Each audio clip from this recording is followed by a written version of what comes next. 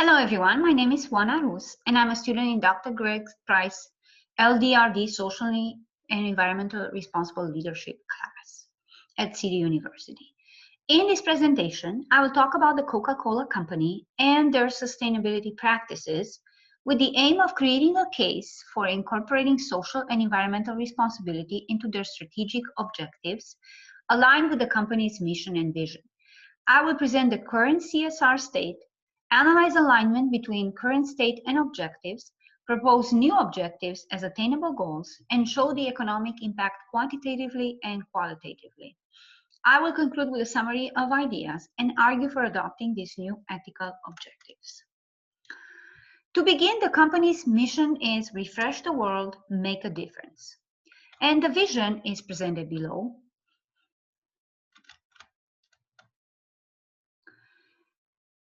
These statements represent the company's commitment to CSR, and their front page is dedicated to sustainability and social justice initiatives. Coca-Cola is a Fortune 500 company, 88th in that ranking, the largest beverage company in the world, global reach of 200 countries with 70% of the sales coming from outside US, as rated in a report by Hoover's in 2020. And who has not enjoyed their products and has had fond memories of tasting a Coca-Cola? Next, I will introduce the company's current CSR state. From its report in 2019, there are 5 areas identified as priorities: reducing sugar, carbon footprint, water usage, waste, and helping communities. These priorities were concerns identified also in newspapers, scholarly reports, SWOT analysis, and by environmental groups. Media reports emphasize companies' plastic waste as massive. For example, in a Washington Post article by Beecham, it was said that this century-plus-old company had the highest amount of plastic according to a 2018 Break Free from Plastic study. Break Free from Plastics is an environmental group. In another scholarly article, Dorfman et al. Argued that since sugary beverages were implicated in the global obesity crisis, major soda manufacturers had employed elaborate, expensive CSR campaigns. These efforts, although in the right direction, throw doubt on how genuine are their commitments and whether or not they were simply measures to deter incoming stringent regulations. Overall, the company has recognized its risk factors and has responded with follow-up commitments. In the following slides, I will analyze organizations' alignment between the current state and its objectives. Reducing sugar was identified as a commitment due to health authorities' concern. The company plans to offer smaller packaging to reduce portion size and develop sugar alternatives. They introduced a modified version, 30% less sugar, of Coca-Cola in Mexico, and then expanded that in 25 other countries. 45% of their beverages don't contain sugar, but that doesn't include the Coca-Cola, which is one of its most popular drinks. On the flip side, Barclay argued that the marketing department of the company developed these commitments just to address a global sales crisis. Because there was public awareness and health issues connected to sugar, they were trying to implement measures to address it. In another article by Serodio, issued by Cambridge, Coca-Cola attracted extensive criticism because it funded a specific network called Global Energy Balance, made up of university researchers that wanted to say that there's no compelling evidence between sugar-sweetened beverages and obesity. And this special research was funded by the company. So obviously it was biased. Okay? The company set goals to reduce carbon emissions in according to Paris level agreement and return 100% of the water they use under the water stewardship model. As you can see, I've included some pictures here. The company's website includes data that supports this attainment, even surpassing the water goal, and high progress towards the carbon goal. Yet, in another media report from The Verge, McDonald's quoted the Nature Conservation Agency that said it's impossible to make a scientific case for carbon or water neutrality, even if companies might choose to discuss it. The Coca-Cola leadership met with the scientists that proved this, but there was no follow-up to their conversations or any follow-up change in their goals. Thus, these goals might prove less credible and much more ambitious than reality.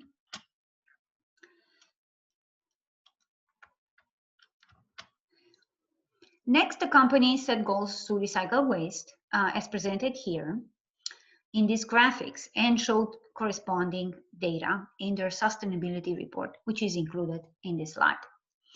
Yet, in the Washington Post article, Beecham argued that these statements don't make sense to environmental activists who want to see more than recycling from the company.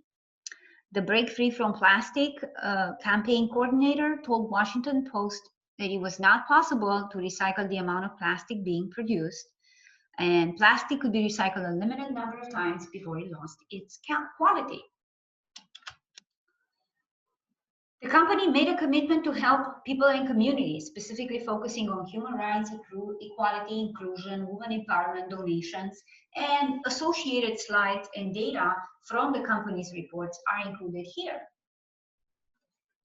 Majority of suppliers complied with the human rights. The company has a 5x20 program to empower women in leadership positions, as pictured here. 4.5 million already benefited from it, and they're on track to reach their 2020 goal of 5 million. Human rights and women empowerment data was not contested by the media, but their community need was. One scholarly article by Barkay detailed how company prefer visible community improvements rather than what the community solicited at midnight. This was connected to improvements in playing areas and also tied to Coca-Cola's Active Life program. So it benefited the company more than the community. In another peer-reviewed article, Richards and Phillipson argued that some parents and children, for some parents and children, these CSR activities were seen as moral values, but for other families, they were viewed as harmful and deceitful, a smokescreen for unethical behavior to target consumption of their products in children. In light of these reports and their goals, the company should reevaluate their strategies and practices for transparency and credibility due to conflicting media, scholarly reports, and concerns raised by environmental agencies and scientists. Attainable goals will be presented in the next few slides. These are the objectives that I'm going to propose. By adopting an undisputed, transparent CSR approach and using innovative products, the company should aim to increase their revenue by 9%. This is in line with current growth levels for the company and their strong financial performance, as pointed out in the SWOT analysis. In his management research book, Lawler said that once goals and targets were established, specific credible actions should follow, and the problems should be traced back to the root causes to remedy them. This is where compliance-based organizations fell short, and this is one of the problems that this company has. These statements apply to Coca-Cola's recycling practices, returning only the water in their drinks, and managing carbon footprint of only the finished product, as they advertise. They need to grow a good, solid reputation and follow this new objective in order to be a sustainable business. For example, innovations that were already posted on their website, like plant-based bottle, digital cup, maybe even leasing glass containers. Glass containers are an all-time favorite with customers, might serve them better. Doppel recommended companies move to a service and flow business model to stay a sustainable business. Building transparency and collaborating with scientists and minimizing the environmental damage and sugar threat might get them on a faster pathway to these innovative products that they need and a good brand, undisputed reputation, which is what this goal would accomplish besides revenue. By reducing fossil fuel usage, transportation costs, the company should reduce energy by 75% in the next 3 to 5 years, and I will propose some other things. And they could also increase productivity in the next by 2% in the next 3 to 5 years. Their energy expenses are very high considering they are so widespread, and they could turn 75% of their expenses into they could save 75% of their expenses and capitalize on that. These expenses might come from plastic PET bottles made using fossil fuels, global transportation in 200 countries, lighting, cooling, heating of building, and operating of hundreds of bottling plants that they own and expand on. Using energy efficient vehicles for transportation, electric vehicles for shorter range transportation might generate further savings. Generating energy on site in green buildings, they should adopt the green buildings for their plants, especially bottling plants. Using low-cost renewable energy will reduce their expenses. This is in line with their current strategy of reducing the carbon footprint, but it's so much above and beyond of what they're doing, and this is what needs to happen. Operating in green buildings could increase productivity by 2%. Building a supportive, innovative cultures where doing good for the environment is doing good for the business. Stimulates employees, reduces attrition, and makes employees feel proud of being part of these efforts. When company values and actions are aligned with employees' values and actions, productivity increases, as said in Lawler. This goal is in line with the current strategy of creating an inclusive workplace as well when they generate these innovative ideas.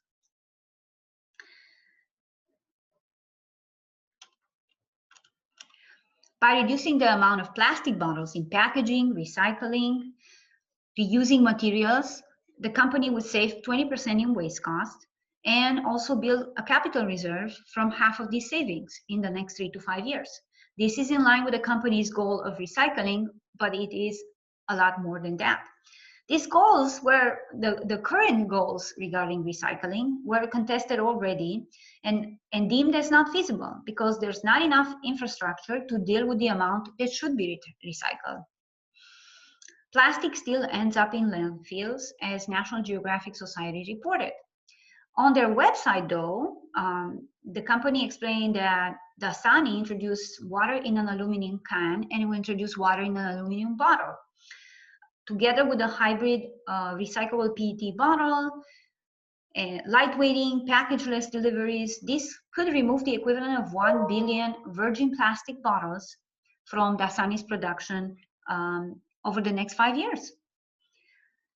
So there are some good efforts going on at the company, and they should adopt some other innovative ideas to reduce and phase out plastic in their packaging. Lerner at the Intercept reported that Coca-Cola has a dubious reputation of being the highest generator of global plastic waste for 2 years in a row. This is in contrast to the company's carefully curated website and their image as an environmental leader and as they want to present themselves. The company was undermining efforts made in Greece by the zero waste hierarchy while posing as an advocate of the movement. So this is a problem on their credibility again. They should retrieve its plastic and recycle what's currently on the market, but also phase out this plastic packaging. The goal here is more modest than the website, but yet is a lot more credible and it generates much needed savings. With the savings, they could build a capital reserve for innovations because the company has a low liquidity based on the SWOT analysis. By adopting a more focused CSR strategy, they would save 10% of water and materials cost and build half of these savings into additional capital that they should reinvest in natural capital according to Doppelt. These savings would come from efficient use of water towards sanitation on facilities, equipment, employees. When they reduce sugar, then they reduce the water in agriculture needed to grow sugarcane. They should maintain their current commitment of reducing wastewater, treating and reusing safely wastewater for agriculture. Thus, this goal is aligned with current strategies, but it is a lot more than that because it is applies to hundreds of bottling plants. It builds extra savings, and thus it is highly recommended. The company also came under fire for the water practices in India, creating social unrest and legal action, as mentioned in the articles by Rahman and Hosendorf. Even Koch, who led the water offset program for Coca-Cola, acknowledged that drinking water projects mitigate social, economic, and environmental risks, but increase water withdrawals. There was reluctance amongst the company's executive to face the truly enormous consumption of water in one area, corporate supply chain. His water footprint generated, the scientist's water footprint generated huge amounts of water that were needed to produce the smallest amount of things. For example, 712 gallons of water to make a t-shirt. So there's not enough water to go around. There's not enough viable offset projects to actually balance the corporate agricultural water footprints. Therefore, their water stewardship model is not reasonable, but this goal is. For their beverages, the company used 3 times as much water in the past, and now they're using 2 times as much water than the actual beverage contains. And that does not include the whole supply chain. Because they need so much water, this is a concern that can be mitigated with this conservative goal. And some of the capital savings could be used to reorient the business to a different market, such as the dairy one. The SWOT analysis projected that being a growth area. By maintaining current people and community programs and continuing with their efforts, they will build a trusted brand that contributes to its reputation and the 9% revenue increase from the earlier goal. This goal is aligned with its current strategies, mission, and vision, just as the rest of the proposed goals, but CSR is more than just financial gain. Lawler explained that goals represented specific issues, targets were explicit milestones, but targets could become toxic if the focus becomes the outcome and not the process. Innovation gets stifled and company loses customers' trust. In another article regarding exchanges between the CDC and the company, Mami et al. Found that corporate interests attempted to influence public health practitioners, which threw another problematic and doubtful image on the company. The proposed goal this goal helps the company get on an undisputed path that will help them keep sustainable and will be well regarded by all stakeholders and customers. Next, I will talk about the impact of these proposed goals. For the revenue goal, by using Dr. Bob Willard's sustainability worksheet in a conservative manner, the company can grow its revenue by an additional 9%, which translates into 3.5 billion. The company will benefit from a high-quality image, reputation, being a trusted, responsible corporate citizen. Reducing sugar will not only help with water needed to grow sugarcane, people concerns about links between sugary beverages and obesity, but also will grow a good brand image, and it was pointed out as an idea in the SWOT analysis. There's a sugar threat, there's a water threat, pointed out there. Credible actions and certified green products, as this goal proposes, would offset historical and social problems, as mentioned in other articles by Rahman. There's a lot of risks though. Carbon footprint management, materials and water might get more expensive, the cost of waste might be rising, companies liable for suppliers and poor reputation on ecosystems. They might have to lower prices due to poor CSR reputation. Severe weather could jeopardize supply routes due to climate change. Social uprisings, like the one in India, can cause boycotts. This has already happened. Publicly damaging affirmations, such as maintaining plastic bottles as packaging for convenience by the company's environmental head, Bea Perez at the World Economic Forum, hurt the company's image and point to a leadership problem. For the energy goal, the company could save 2.7 billion in energy costs. This is the highest savings from the worksheet and the highest contribution to bottom line potential improvements. Revenue comes in first when just considering financial gain, but second when analyzing bottom line potential improvements. Risks amounted to 279 million and very likely to occur with a probability of 75% include the price of fossil fuels when compared with the price of renewable energy. There's an additional risk on the price of carbon. The company might have to pay a carbon tax in the future. McDonald argued that true carbon neutrality was not feasible, which is what they were trying to do. So that's focusing on this goal will get them in a credible, reasonable, and much better financial place. Doppel recommended an organization should radically increase productivity in the use of natural resources, and they need to consider that, and they need innovation. What is gained from 1 kilowatt of electricity today, for example, is far greater than what was historically obtained. For the waste goal, the company could gain 652 million in savings and the same amount in capital gain, and by reducing waste, and stands to lose 489 million for incurring risks,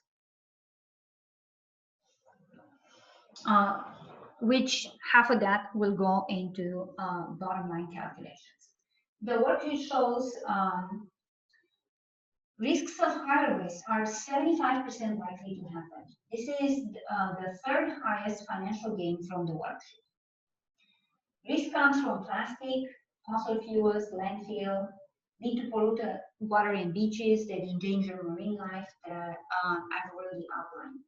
It makes sense to think of combined risks in this case due to their high quantity of waste. Perez's attitude shows a typical attitude around resistance. Doppler said that resistance was a response to a status quo, but it can be managed and it can help sustainability if it's properly understood and managed.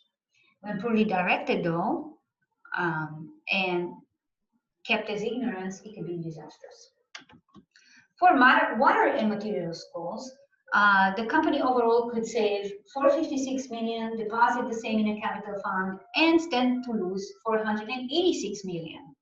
This is the fourth highest financial gain that could be made. Risks are again very likely to occur due to the high consumption of water for this company and water scarcity in general. Probability is 75%. They could use the savings to make other acquisitions, expand in the dairy market, or they could add to their energy drinks base to reduce sugar. It would be difficult for them to drastically reduce their water consumption since all beverages need water. Yet water is part of the tragedy of the commons. Doppel recommends companies shift to a biologically inspired production models and materials, and that's what's recommended by Michael. Overall, by applying all of these goals, the company would make a profit of 41% in the next 3 to 5 years, which is a bottom line improvement of about 5 billion. For example, the company's profit is already high compared with its geographical expense. By adopting more streamlined CSR effort with this reasonable, feasible goal, while being somewhat conservative, they will gain additional 13% in profit over the next 3 to 5 years. Another threat from the SWOT analysis was intense competition. So good reputations, good product will add to that. The company will benefit the most from these goals and maintaining some of their current strategies that are in line with that. But they need to add to those. Certified green products will bring back customers. All goals combined will yield a solid profit and a trusted, solid brand. Instead, if they decide to ignore this estimate and the issues pointed out by the media, they will not only lose 15%, but have a capital risk of 75% probability, and they stand to lose their credibility in the next 3 to 5 years. Just recycling and sporadic donations are not enough to salvage its reputation and finances in the long run. The worksheet indicators are based on scientific research and provide reasonable, not overly aggressive goals that the company should follow, and this is what I have proposed. In addition, they should compile several worst-case scenarios possible decision accelerator rooms, just like Laura, to better understand the impact of these changes that they need to make to packaging, sugar, supply chain, carbon footprint, wastewater, and energy use, and the impact of the proposed goals. When detailing CSRs, Richards and Philipson argued that they should try and gain public acceptance with greater level of effort to counteract negative press, which is currently very damaging to their credibility. The media reports and observations amounted for the quality aspects. They were not mentioned in the worksheet calculations presented here. Thus, the figures did not tell the whole story. I believe by not adopting these practices, the company stands to lose more than this 15%. Being that it is the largest total beverage company in the world, it will require more innovative strategies to expand. Being the largest is already a high risk and a target. When this is combined with a not very trustworthy reputation, their financial risks get higher. So they should adopt the objectives and the goals presented and not leave themselves up to this risk. Thank you for your feedback and listening. I hope they find their way towards an uncontested, sustainable business. Here are the references included in the slide.